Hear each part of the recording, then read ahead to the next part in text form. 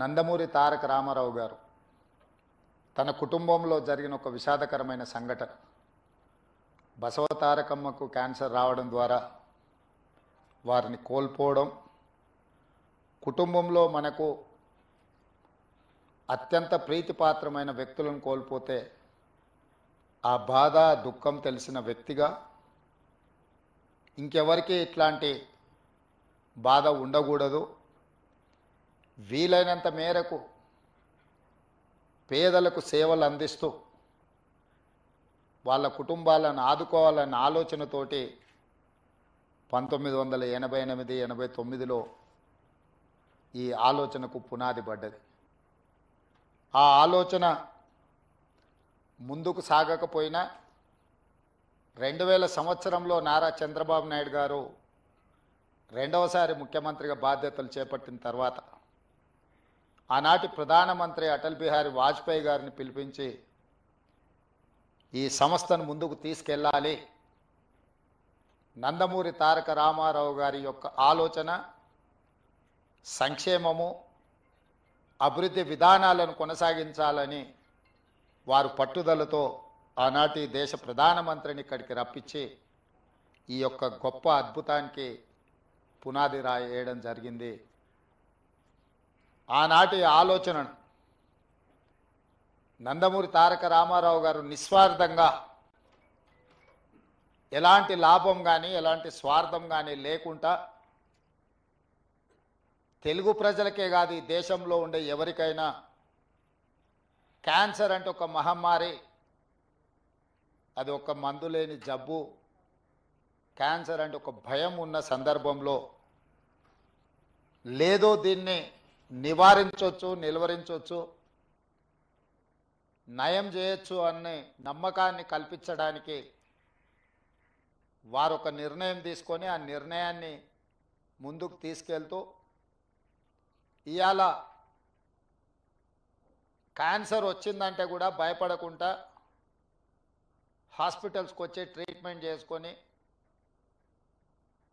పూర్తిగా బాగు చేయించుకొని నవ్వుతూ బయటకు వెళ్ళే పరిస్థితుల్లో ఈరోజు ఈ తెలంగాణ రాష్ట్రంలో, హైదరాబాద్ నగరంలో, దేశంలో ఉండే వాళ్ళకి ఎంతోమందికి మేలు జరుగుతుంది అని అంటే ఆ రోజు వారు ఏ కళ అయితే కన్నాడో, ఏ విధంగా అయితే పేదలకు సహాయాన్ని అందించాలని వారు ఆలోచన చేసిండ్రో ఈరోజు అది అమలు జరుగుతుంది.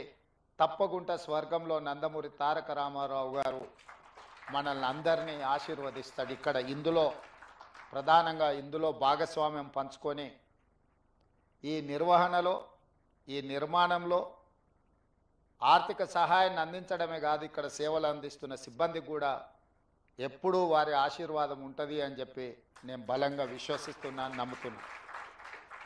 అదేవిధంగా ఈ సంస్థకు సంబంధించిన లీజ్ విషయంలో కానీ ఇతర అనుమతుల విషయంలో కానీ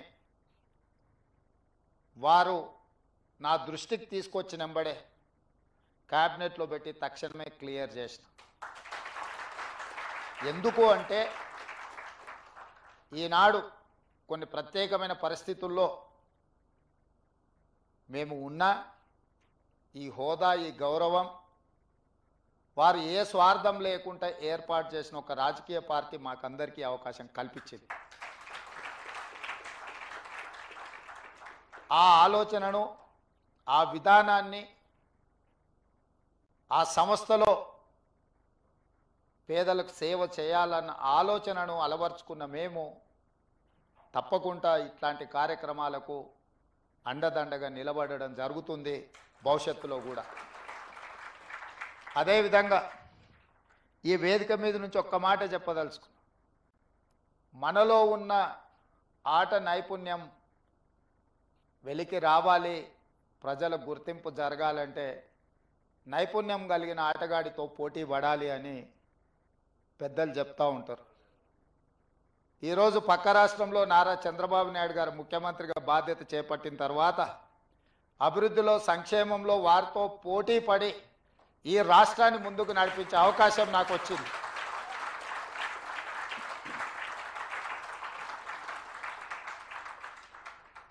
గతంలో 12 గంటలు పని చేస్తే సరిపోతుంది, అంతకు మించి అవసరం లేదు అనుకునేవాడిని. కానీ ఇప్పుడు వారు 18 గంటలు పనిచేస్తే నేను 12 గంటలతో సరిపెడితే కుదరదు. కాబట్టి మా అధికారులకు మా సహచరులకు మనం కూడా 18 గంటలు పని చేయాల్సిందే.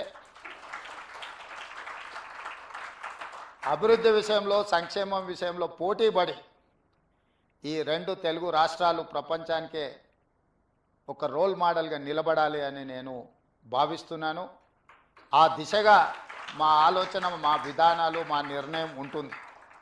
అందులో భాగంగానే తెలంగాణ రాష్ట్రంలో చాలా హాస్పిటల్స్, అంటే ఇది Hyderabad is the hub for hospitals, కానీ నా ఆలోచన హెల్త్ టూరిజం హబ్ను ఒకటి క్రియేట్ చేయాలని మా ప్రభుత్వం ఆలోచన చేస్తుంది. ప్రపంచంతోనే పోటీ పడే విధంగా ప్రపంచంలో ఉండే అన్ని జబ్బులకు సంబంధించి ఇక్కడనే వైద్యం అందే విధంగా ఒక హెల్త్ టూరిజం హబ్ని డిజైన్ చేయాలని ప్రాథమికంగా మేము ఒక అంచనాకు వచ్చినాం. శంషాబాద్ ఇంటర్నేషనల్ ఎయిర్పోర్ట్ చుట్టుముట్టూత స్థలాన్ని సేకరించి ఒక 500 నుంచి 1000 ఎకరాలలో ప్రపంచంలో ఉండే రాణించిన ఈ రంగంలో పేరుగాంచిన సంస్థలను అన్నిటిని కూడా రప్పించి అక్కడ వాళ్ళకు అనుమతులు ఇచ్చి ప్రపంచ దేశాలలో నుంచి ఎవరైనా హైదరాబాద్కి వెళితే ఎలాంటి జబ్బుకైనా వైద్యం అందుతుంది అనే విధంగా తీర్చిదిద్దాలన్న ఆలోచన మా ప్రభుత్వం చేస్తున్నది. ప్రధానంగా హెల్త్ ఆర్గనైజేషన్స్లో పనిచేసే డాక్టర్లే కానీ నిపుణులకు తెలుసు, ఈరోజు మన దేశంలో అత్యధికంగా మిడిల్ ఈస్ట్ కంట్రీస్ నుంచి చాలామంది పేషెంట్స్ ఇక్కడికి వచ్చి వైద్యం చేయించుకొని వెళ్తున్నారు. వాళ్ళకి రావడానికి పోవడానికి అవసరమైన విమాన సౌకర్యాలే కాదు, విమానాశ్రయంలో దిగిన తర్వాత కూడా వాళ్ళకి ఎలాంటి ఇబ్బంది జరగకుండా ఒక గ్రీన్ ఛానల్ ఏర్పాటు చేసి మిడిల్ ఈస్ట్ కంట్రీస్ నుంచి ప్రధానంగా ఇక్కడ వైద్యం కోసం వచ్చే వాళ్ళకందరికీ కూడా ఒక అద్భుతమైన సౌకర్యాలు ఏర్పాటు చేయాలన్న ఆలోచన మా ప్రభుత్వానికి ఉన్నది. తప్పకుండా ప్రణాళికతో ముందుకు వస్తాము. ఆ ప్రణాళికలో భాగంగా ఇంతకుముందు అన్న బాలకృష్ణ గారు, నామ నాగేశ్వరరావు గారు బసవతారకం క్యాన్సర్ హాస్పిటల్కి అదనంగా ఇంకా కొంత స్థలాన్ని కేటాయిస్తే మేము సేవల్ని విస్తరిస్తామని వారు చెప్పడం జరిగింది. ఆ హెల్త్ టూరిజం హబ్లో తప్పకుండా బసవతారకానికి స్థలాన్ని కేటాయించి ప్రపంచంతో పోటీపడే తెలంగాణ రాష్ట్రంలో మీ పాత్ర తప్పకుండా ఉంటుంది, మీ సేవల్ని తప్పకుండా వినియోగించుకోవాలని మా ప్రభుత్వం భావిస్తుంది. మొదటి తరం నందమూరి తారక రామారావు గారు, రెండవ తరం చంద్రబాబు నాయుడు బాలకృష్ణ గారు, మరి మూడవ తరం మా మిత్రుడు భరత్ అండ్ లోకేష్ బాబు ఏం చేస్తారో చూడాలి. ఇది వాళ్ళ బాధ్యత. ఎందుకంటే వారసత్వంగా సంక్షేమము రాజకీయము ఏదైతే అనుకుంటున్నారో సేవ చేయాలన్నది కూడా వాళ్ళదే బాధ్యత. ఎన్టీ రామారావు గారు సినీ రంగంలో వారు అడుగు పెడితే వారితో పోటీ పడిన వాళ్ళు లేరు. రాజకీయాలలో వారు అడుగు పెడితే వారు సాధించనిది లేదు.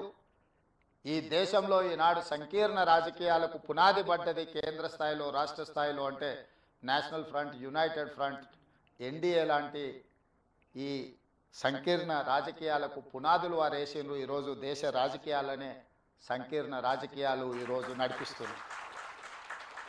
అదేవిధంగా సంక్షేమం, ఈరోజు బసవ తారకం ఆసుపత్రి అయినా, 2 రూపాయల కిలో బియ్యం అయినా, 50 రూపాయలకు హార్స్ పవర్ రైతులకు ఇవ్వాలన్న ఆలోచన అయినా, జనతా వస్త్రాలైనా, పేదవాడికి కూడు గుడ్డ ఉండాలి అని ఒక గొప్ప మనసుతో, ఒక గొప్ప ఆలోచనతో నందమూరి తారక రామారావు గారు సంక్షేమాన్ని కూడా మనకు వారసత్వంగా ఇచ్చింది. అందుకే యువమిత్రులు లోకేష్ అండ్ భరత్కి నా సూచన, సినీ రంగం ఎలాగూ మా బాలకృష్ణ గారు చూసుకుంటారు, అది వదిలేసి రాజకీయం సంక్షేమం వీళ్ళిద్దరూ ఇంకా ముందుకు తీసుకెళ్ళాలి. వారికి బ్రాహ్మణి గారు, తేజు వీరు కూడా బాధ్యత తీసుకొని ఈ కార్యక్రమాన్ని ముందుకు తీసుకెళ్లాలని వారికి సూచన చేస్తూ ఇంత మంచి కార్యక్రమాన్ని ఏర్పాటు చేసి మా బాలయ్య బాబు గారు 25వ వార్షికోత్సవానికి రావాలని వారు ఆహ్వానించారు. కానీ చైర్మన్ బాలకృష్ణ గారికి నేను ఇంకొక మాట ఇస్తున్నా, 30వ వార్షికోత్సవానికి కూడా నేనే వస్తా.